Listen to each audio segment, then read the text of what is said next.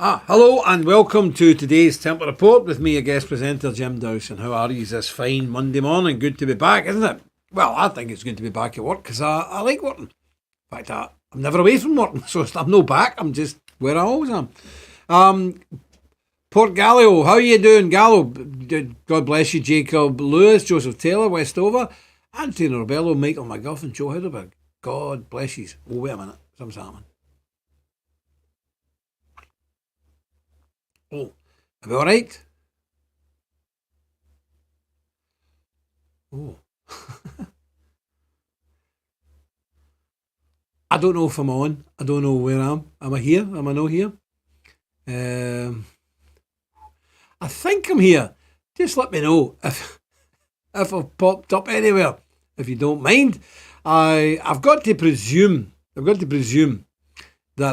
you can see me and hear me. You're fine. Okay, we're fine. How you doing? Christopher Stryd. Troy, how you doing? Kip Bear, God bless you. Joe Helberg, how you doing? My beautiful Bible arrived. God bless you, Joe. I hope you love it. Spider. We're all right now. Spider, nice to see you. I haven't heard of you for ages. Dominic, how are you? Nick Griffin, God bless you. Ewan Eggerstrom, thank you. Lady Matriarch, God bless you. Keep refreshing, Spider. You'll be fine. We had a wee glitch. Peter, how are you? Nice to see you. Yes. Oh, lots to tell you about today because I'm on a very busy weekend indeed, putting out papers for Jada Franson. Yes. I'm in a storm. One of that cyclone you saw. When it hits America, it spins off and goes across the Atlantic and hits Ireland. Lovely. Thank you very much for sending. Is that Angela? God bless you. How you doing? Miss Sherry B. How are you? Malcolm Cook. Yes, wonderful, wonderful American half-spent cyclone banged into us. 90-mile-an-hour winds. I woke up, thought the roof was coming off my house. So I didn't get much sleep. Then we were out on Saturday all day putting out the wonderful newspapers from Jada Franson, the Freedom newspaper.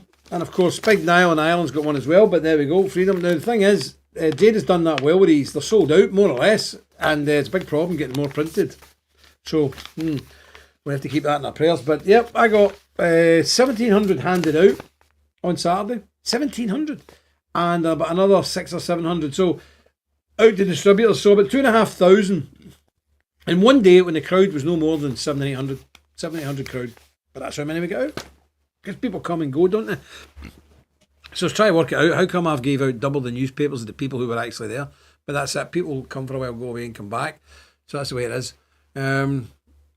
Network errors. We don't know that. We have been doing something recently. I don't know. Mr. Howarth, my friend, how are you? Refreshing. The system done something fancy yesterday. So I don't know. Don't know. Who knows? But it's a good thing because it means we'll get some extra features that we never used to have. And of course, we're broadcasting today on all the other channels, brand YouTube, these kind of things. I don't know. So if you're on any of those channels, and a lot of YouTube people say, where did you go?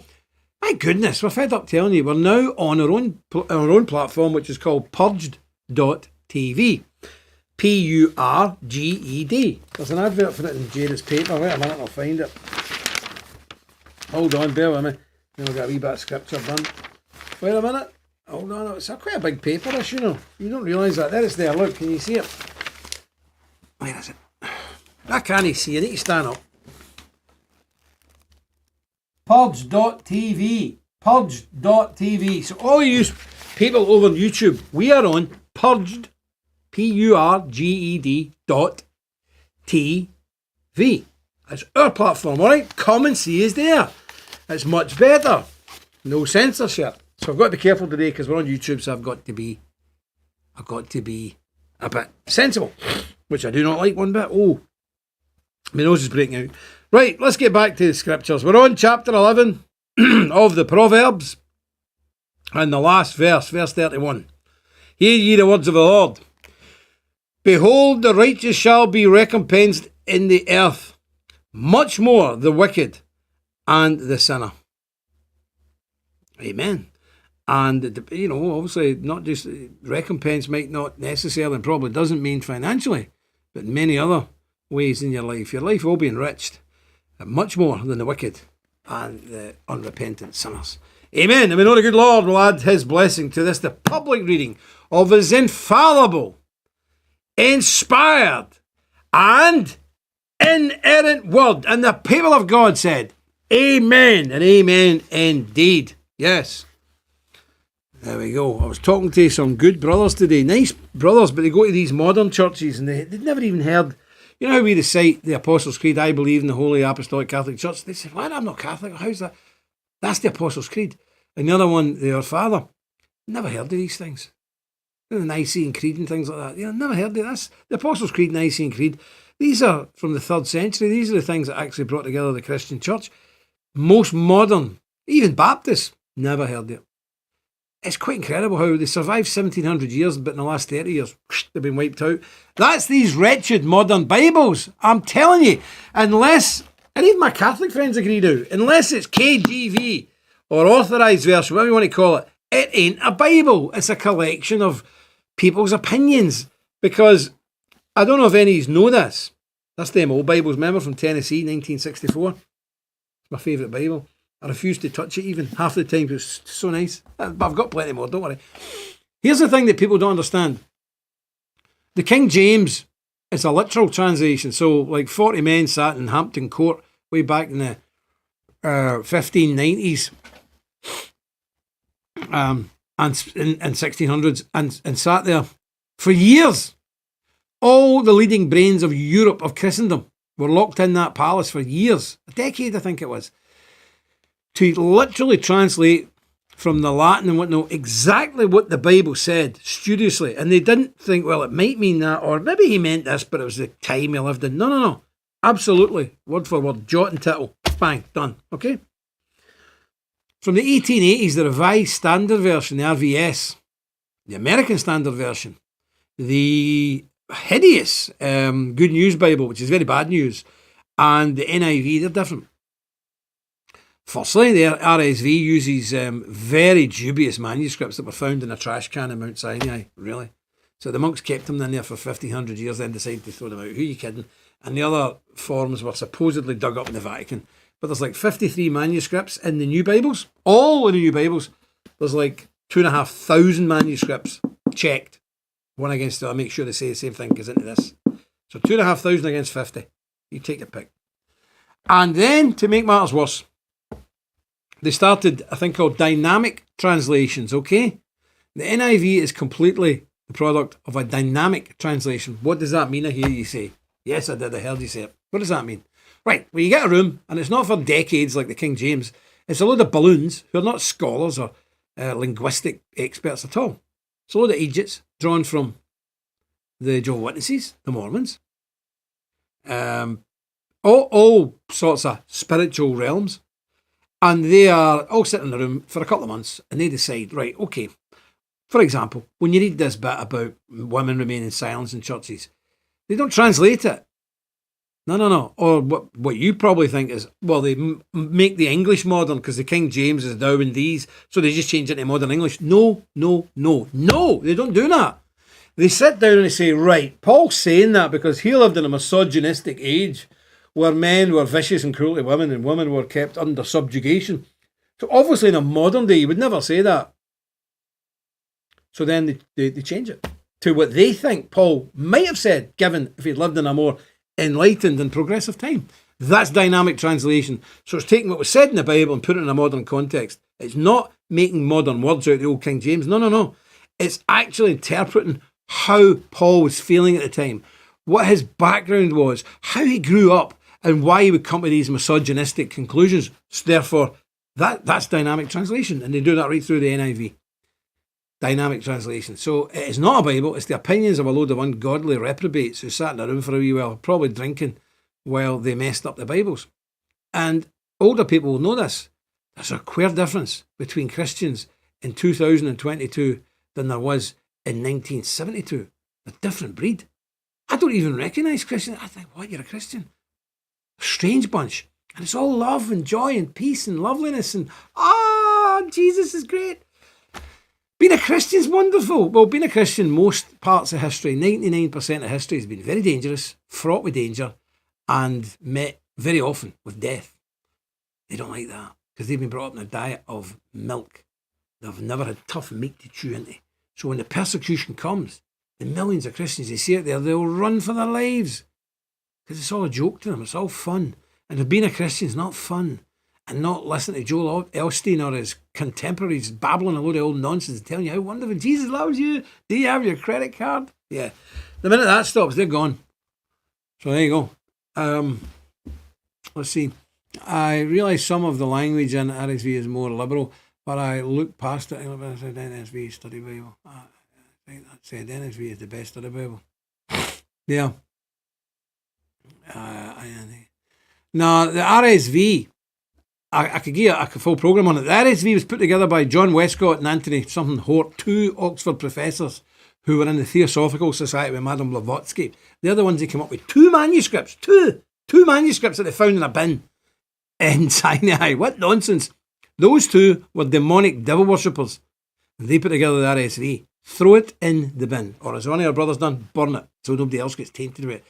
Put that RSV down. It was created by Westcott and Hort, who were in the Theosophical Society, who held spiritist beliefs and ran about with people like Blavatsky, who was an open devil worshipper and the sort of grandmother of this whole Andrew Crowley, Alistair Crowley and all them. It really is wicked, brother. Get rid of it. Get rid of it. It's no good. David Innes, Jesus stated is on the narrow path. Yes, absolutely. Paul's epistle teaches that man must love his wife to the point of sacrificing his own life. Absolutely. Yes, indeed. Paul's not a misogynist. The natural order is Christ, man, wife. The wife answers to the husband has got to answer to God. That's a bit of a tough gig for us. Yeah, Dominic, I'm sure you didn't know this, but just Google it. Westcott and Hort Bible Translation, RSV, and you'll see all about it. It's terrifying. No, exactly. It's, have a look at it, honestly, folks. But don't go down the road of the King James only supernatural nonsense like Gail Riplinger. That's too much.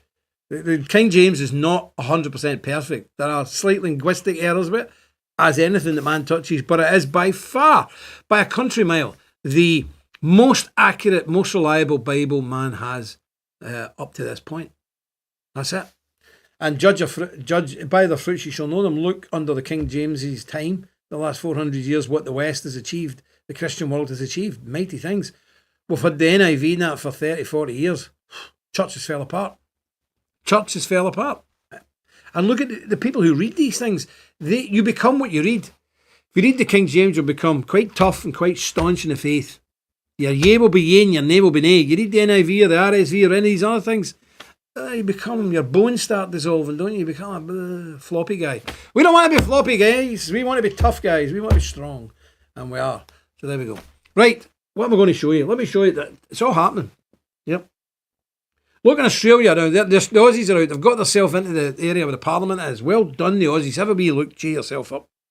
Is this the right one?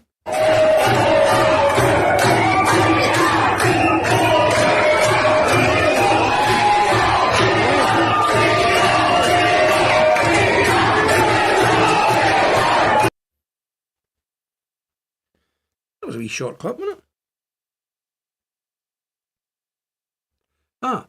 That was shorter than I thought, actually. I see somebody there.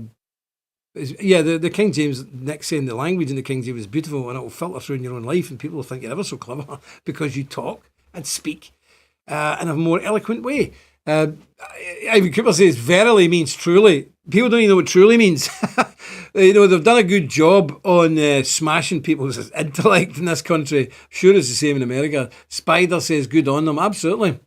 Brian says, Jim, I confirm receipt of the Templar seal pack. All good here. Arrived safe. Beautiful to handle. Please, Brian, don't cut your fingers off, brother. Please don't.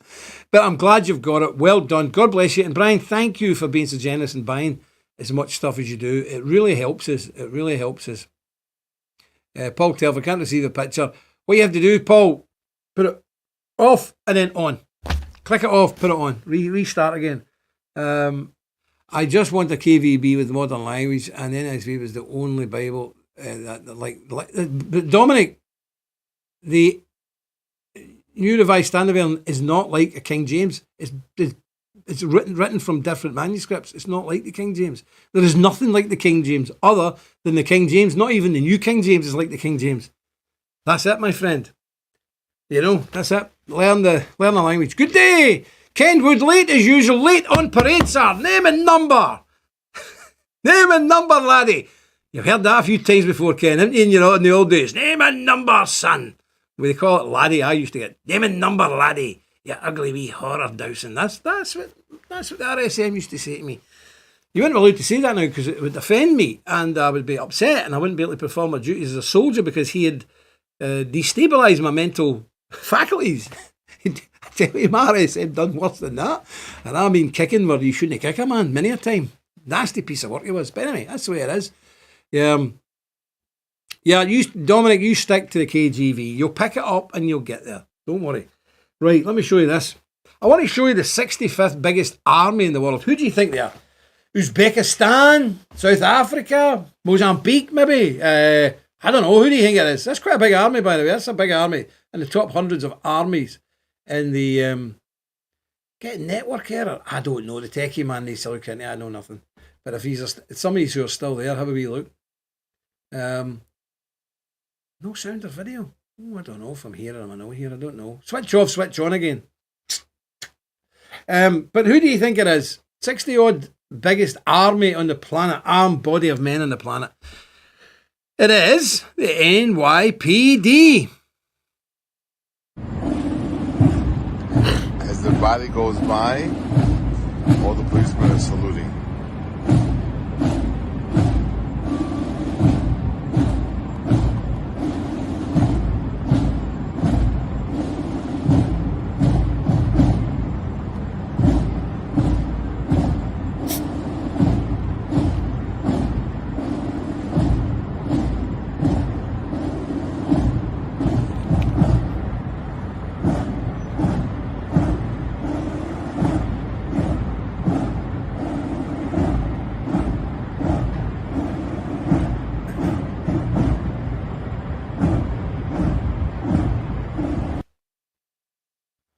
Okay, so there you go. But there is some issues now because remember, we updated the system yesterday, so there's a couple of glitches, so I'm sorry about this. We're working on it as fast as we can. No, that army won't defeat the Constitution. It would in our country because they're armed and we're not. In your country, you're armed, and so are they. So you're right, they'll never do it. Yep, that's the New York Police Department. It's like a standing army. So there's some lefty got roasted on for moaning that they closed down the Manhattan for this, but celebrated when cities were burned. Exactly, the death of a criminal. I know, it's crazy. It's completely nuts. But that Spider, that's quite shocking. And that's an army. That's a standing army. It's almost the size of the British Army. Do you know, we've never got any more now than about 40,000 men combat ready to get any 40,000. When I was a boy, we had an army of 300,000 men. Now we've got an army of 60,000, and some of them are part-timers. We couldn't fight sleep, and we're telling Russia, you watch out, Russia, we'll end up having to teach you a lesson. Who are we kidding here? Britain teaching Russia a lesson? Are you kidding? We'd be struggling to invade Iceland. You know, it's nonsense. It really is madness. So we need to be careful what we're saying. But you know, I don't believe all this saber rattling. And an interesting thing is, one of the things that's really hurt America, it hurt the American industry, is they produce a lot of gas by fracking. Good, Ken. Excellent, Ken. So, but the gas is 4 times more expensive. The redneck army, I know that. The Texans are fit for them. Don't worry about that.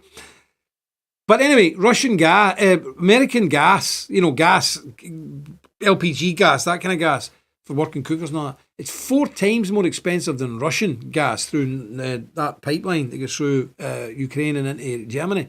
4 times more expensive. So if we can cause a wee bit of instability in the Russian region and people panic and say, oh, we can't rely on the Russian gas, and then buy the American gas at 4 times the price, the economic bigwigs in America will do very well. You won't.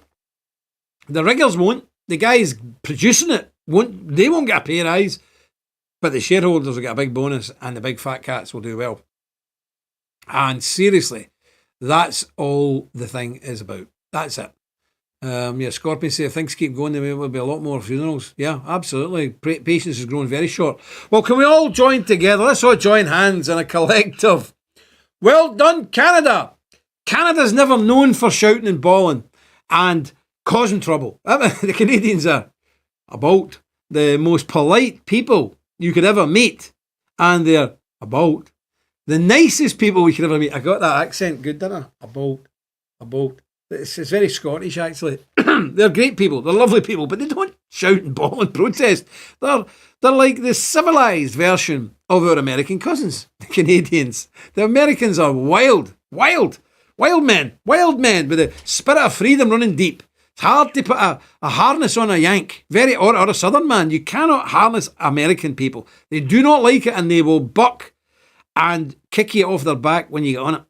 Canadians aren't like that. They're very quiet, meek and mannered. But by the way, in the war, my father served them. He said they were the best soldiers he ever came across. The Canadians, good soldiers. Very quiet, very serious people.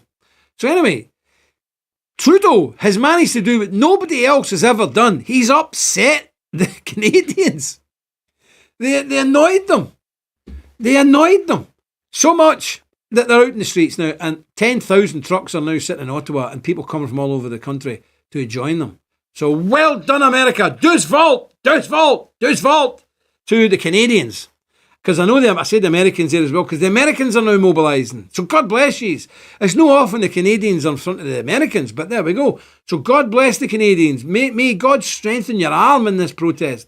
And God bless America. Now you guys are getting into your own one, which is fantastic. Now we've got one in Belfast. There's Mr. DeChico in as well. Good. Good. Joe Hilberg, 4th generation Canadian soldier. I salute you, sir. My father said he was the finest man he ever served with. You and the Gurkhas, great men. So there you go. Now, we have a convoy in Ireland. We don't have a lot of trucks. So we're doing it in cars. Cars and farm utility vehicles, tractors and various other combobulations. And we're all driving from Belfast on Saturday coming. I want to tell you about this. Please spread the news.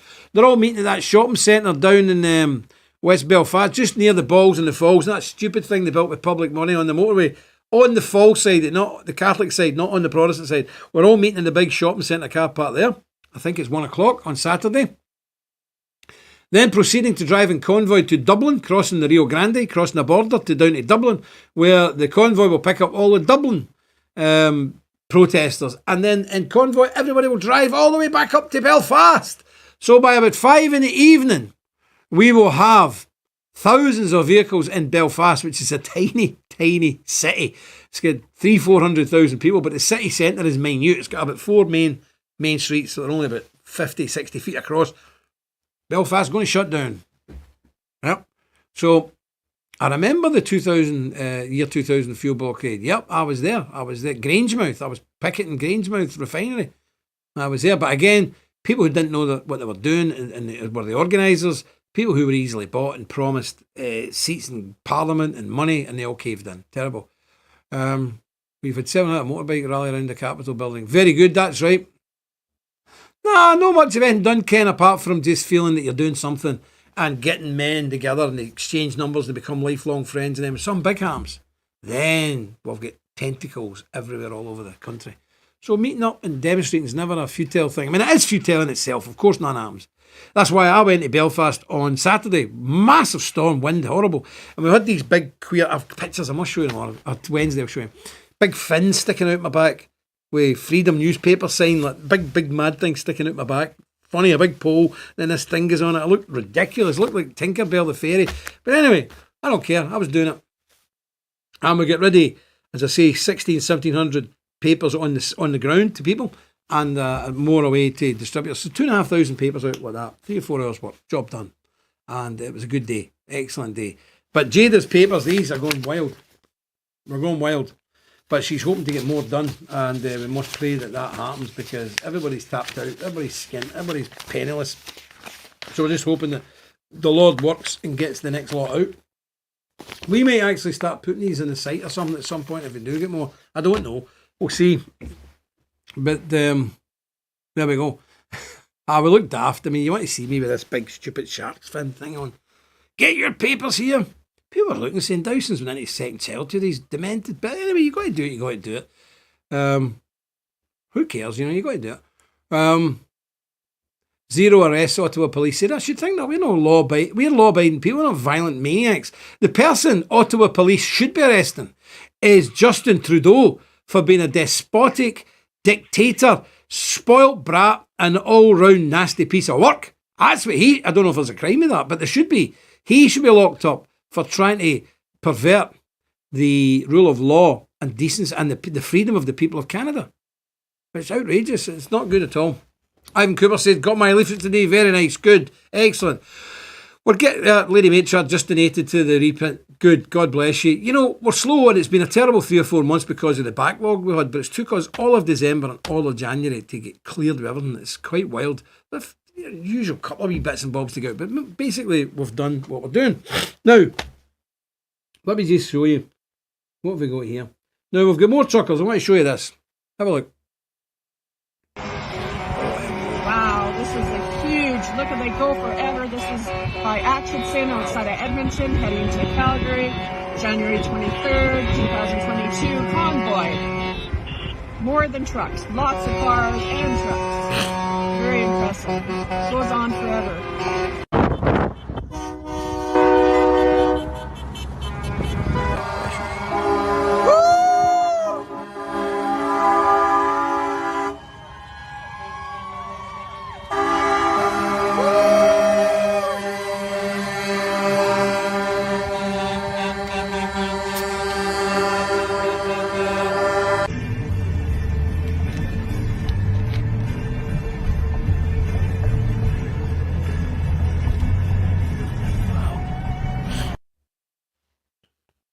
Canada, Canada, Canada, Canada for freedom, freedom. And on Belfast, we flew the Canadian flag on Saturday. Because remember, a lot of our people are there. Nobody in Scotland or Ireland does not have family, and a lot of family in Canada or Australia. Maybe 150 years ago, yes, most people went to America.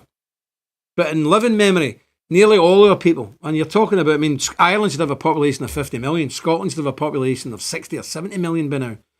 That's how many, now Scotland's got 5 million, Ireland's got 5. That's how many of our people emigrated. In the 1700s, we went on, the Ulster Scots moved over 300,000-400,000 strong to the southern states via Pennsylvania.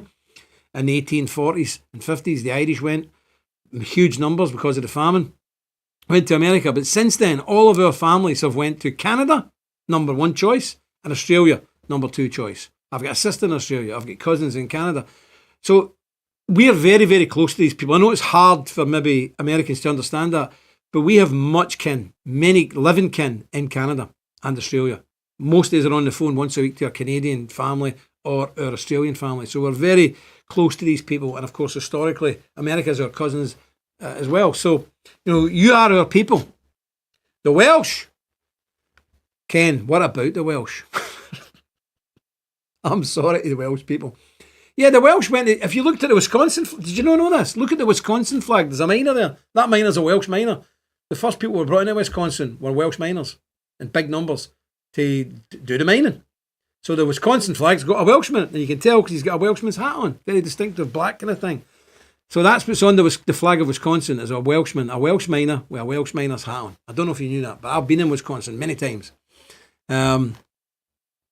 Dominic said, I've just been reading about Westcott and Hort. They sound like heretics. No problem, brother. They weren't just heretics. No. Heretics would be all right. Everybody makes a mistake and gets things mixed up.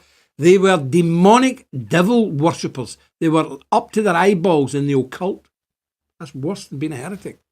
Yes, so there you go. But good man, you were on that quick, son. Very good. My Stafford blood left Ayrshire in the 1870s, yeah. Well, there you go, Kenwood. You did not know that. I am the font of all knowledge for my people. If it's strange facts you're looking for, I'm the man to come with. But yeah, that's who settled Wisconsin. And you know, the first brick building didn't go up until, I think, 1919. Yeah. I was up in Wisconsin, couldn't believe it. It was just like it's like somebody just took the wrapper off it. It's just a new place. There's no hedgerows like you go down to Kentucky and all that. It's quite established. Up there, no. They only became a state in 1848 and really only became kind of really up and running about 1900. Quite remarkable, actually. Yeah, it's quite crazy. What do I want to show you? I want to show you some. Let me see. What was I doing? I wanted to talk to you about this quickly. What is this? Wait a minute. Oh, I don't think I even have it. Maybe I don't have it. Ooh. Wait a minute. Maybe here now. No. Right, I don't have it. I thought I was going to speak about that, but I don't have it. I do not think. Right, okay. Now let me just check, because you know how I don't see things. No, I don't have it. I was wanting to talk to you about the Magdalen Chapel, because we're ready to roll here. Now I've not got much time. We're just finishing off the chapter. Remember, I forgot to build the toilet, so that's just about done. We're just tanking out and out, getting tiled this week. Job done. Then straight on to the church. We're only 9.5 months overdue, but anyway, we'll try to do it cheap. So we've got all the windows off this guy who we've done all the chapter house windows in. We're doing a big church windows with a guy in the north of England who was doing them. We've been trying to get these windows since July. I couldn't get them. And I thought, maybe the guy doesn't like us anymore, doesn't want to deal with us. I don't know. If I want an easier language Bible, exactly as the King James, what should I get? Dominic, there is nothing else other than the King James. That's it. That's your choice. It's King James, or perhaps, that stretch, King James. That's it, brother. There is nothing with easy language that's like the King James, other than the King James. Yeah. I know Stephen Anderson. I must say I'm not a fan of Stephen Anderson. I know he does some good stuff in the New World Order Bibles, but he's too fanatical about the King James. The King James itself is not supernatural. The Word of God is. So I wouldn't go as extreme as that. But I've seen some of his other stuff. I can do a show one day on why I'm not particularly keen on Mr. Anderson. There's no control there. There's no oversight. And if a young man is let loose in the pulpit without any oversight or being able to be corrected, never ends well. Never, ever, ever ends well. So, windows, back on point. The windows. Aye, we've had a problem with the windows. So this guy's not been getting back to us, and we've been sending him letters, and it's everything, just trying to get hold of him. I mean, Nick Griffin went up and seen him, and ever since then, the guy's never really been talking to us. I don't know, but it's possible. But he did sound a bit flaky, and I spoke to him before Christmas, and he sounded very dishevelled, very confused, very, when somebody's maybe depressed or something like that, something like that. Anyway, he sent us he emailed us on Friday, and said, I haven't been into the yard, into his workshop since Christmas, and I don't think I will be back. I'm sorry I've let you down. Really? And we checked his Facebook and his social media. He hasn't updated it since May, and that's when we got the last windows off him. So I thought, good grief. Because we're just about to cut the holes and everything in the chapel. Well, it's not cutting holes. They're made of solid stone with no mortar, no cement, so they're all loose. It's a very difficult job. So you have to be very careful and then get them in as quick as possible before the whole building falls down. So anyway, I've been spending all of Saturday, when I got home, Friday night, Saturday, Sunday, and today, looking for other manufacturers. I mean, I can get them done with a stonemason, but they're dearer than the whole project. They've got to be done by casting stone. Anyway, I've actually found two. Yeah, I found two. Slightly more, not a lot, and maybe 10%, 15% more expensive, so it's not the end of the world. But they're not just as nice as that guy who's went AWOL. Not just as nice as his, but they're all right. So don't worry.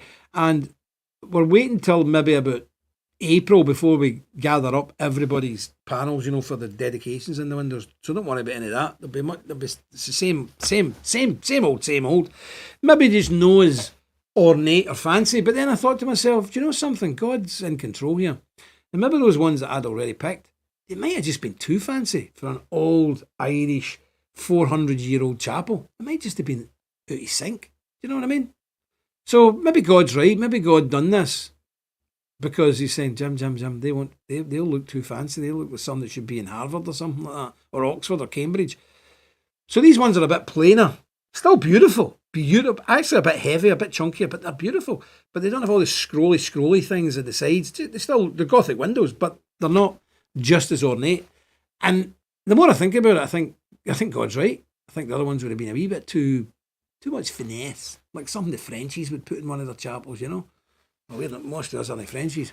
So, Nick done something. I don't know what he's done. So I don't know. But it's fine. It's fine. They'll be okay. They'll be okay. But that's just a thing we've had to put up with. But we're ready to rattle into the Magdalen Chapel now. But I wanted to tell people, I need to watch my time. The Magdalen Chapel, there's quite a lot of people booked in for their remains when they die, or even just a lock of hair, because you get the full book page in the Book of Life that you can write a message to those who come after you. So you could write a message to your grandson, your granddaughter. They come over here, they're maybe only 4 or 5 now, but when they're 40 or 50, when these things start to matter to you, which is in 40 years' time, 50 years' time, they could come here, come into this building, stay the night, free. It doesn't cost them, because their grandfather, grandpappy was a Templar. And then go out to the chapter house, open the big book, get to your name and go, right, died in 2025. Here's a message. Here is a message to you reading this, my grandchildren or my kin in the future. I was born, I lived, this is what meant things to me, this is what I'd done with my life, this is what I'd done, and I died, and you'll die as well. So a nice, whatever message you want to send down through the years, fantastic. And by selling these very, very, very cheap plots, I mean, they're like a third of any commercial thing, and you're not just in there for 10 years, you're in there for good. Once it's filled, it's filled. We ain't throwing anybody out to let more people in to earn more revenue. That's not going to happen. For goodness sake, heaven forbid. You're in there forever until the Lord comes back, or the building falls down, and I can assure you the way we've built it ain't going to fall down. So that's it. But that's what pays for the chapel. So with the price of materials, you know how bad it's been. It's horrific. We will have to start trying to get some money in for that Magdalen Chapel on its own, because things have changed and things have went up, and we've added the toilet on and all that stuff. But anyway, you don't have to donate. All you have to do is book a place in the Magdalen Chapel, which you can pay monthly for your mortal remains, or a part of your mortal remains. I remember Brother Bodine said he was going to send a finger. I said, please do not send a rotten finger from Canada to me. I'll have a fit if I open the box, or one of the girls opens the box. I'll have a meltdown. Don't do it. But you can send a lock of hair or whatever, so that your presence is there. And your family get a big, big scroll of honour that you can give to your eldest son or daughter, whatever, and they can put it in their wall, and you'll never be forgot.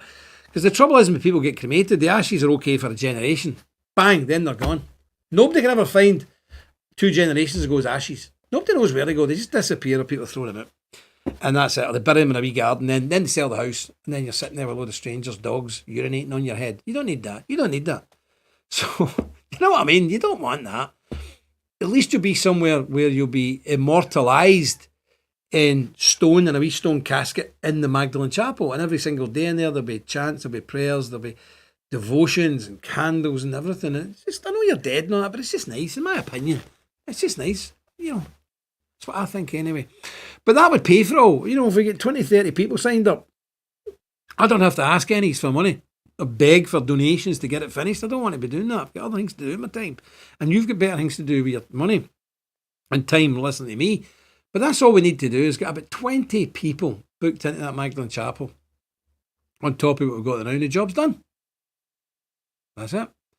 So that's all we need. That's spider. It's a horrible thought, isn't it? But that's what we need to do. The international use of the Magdalen Chapel and interactive board inside the chapel for members to view. Oh, aye, absolutely, of course. When that chapel's done, I plan to do my sermons out there. Yes, and we'll make a promotional video all on the inside, get the lighting done, so people can see where they are. And oh yes, so we'll do the full 9 yards on the PR stuff. Yes, absolutely, of course we will.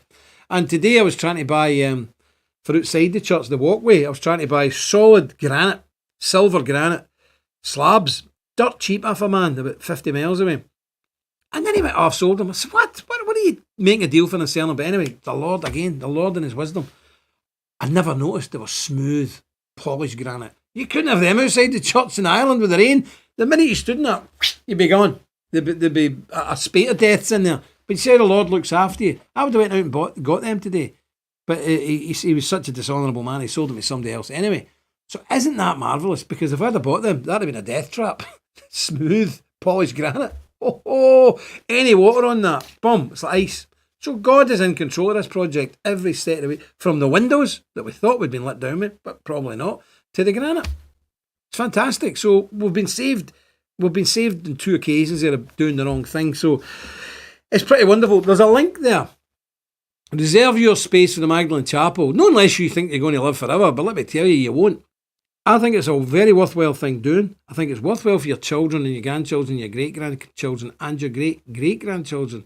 And it keeps your name alive somewhere in this wee corner of green Ireland on the shores of Strangford Lough, where the monks in the 4th century set out to evangelise all of Europe.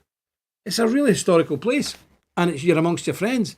So please consider it. And it means we don't have to go and do a fundraising campaign. We just don't. If we get enough people booked in, our job's done. So I'll leave that with you. I do. Just see how you get on and deal with what you need to deal with. Seek the Lord's advice, not mine. Sit and pray about it and think, what's the Lord want me to do? Is this a good idea? Because if somebody could be talking about you and reading a message you've sent them from 100 or 200 years in the past, imagine if you could read a message from your grandfather, what he wanted to say to you or your great-great-grandfather. Wouldn't that be amazing? I think so. All I've got is an old drip photograph of my great-grandfather, that's it. No message, no nothing. But there you go. I need to get off of here because it's late. And I just want to tell you that Jada Franson's on in 10, 15 minutes on the other side. Please go over there and support her. I said best you can. And Nick Griffin will be here tomorrow dealing with you. Nick's always very interesting, so please come and join us. Bring in your friends if you don't mind. But until tomorrow, if the good Lord preserves me, I'll be here. Remember, stick close to God. You won't go far wrong. Do's fault.